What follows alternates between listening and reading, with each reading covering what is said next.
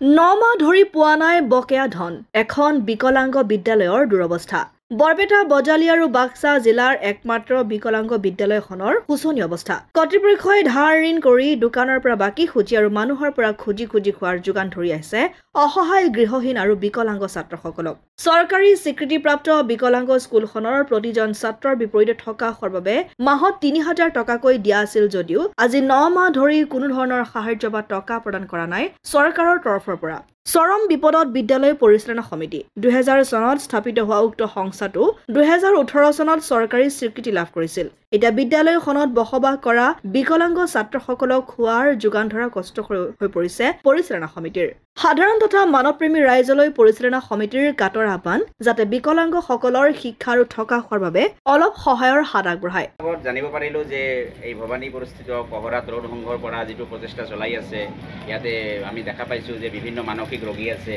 আৰু অন্ধ আছে আৰু বিভিন্ন ধৰণৰ মানে নিচাগ্ৰস্ত যিবিলাক মানে শিশু থাকে প্ৰশাসনে উদ্ধাৰ কৰে তেওঁলোকে ইয়াতে প্ৰতিপালন কৰি আছে আৰু তেওঁলোকে যথাসাধ্য ইয়াতে চেষ্টা কৰি আছে কিন্তু তেওঁলোকৰ বহুত অভাৱ অভিযোগ আছে যে আমাৰ এই অঞ্চলৰ তথা বৰপেটা জিলাৰ বজালি জিলাৰ ভিতৰত এইটোৱে একমাত্ৰ মানে অনুষ্ঠান য'ত নাকি শিশুসকলক প্ৰতিপালন কৰা হৈ আছে আৰু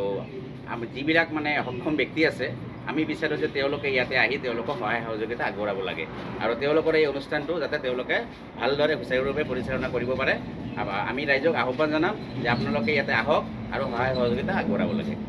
অসম আদিত্য বৰপেটা।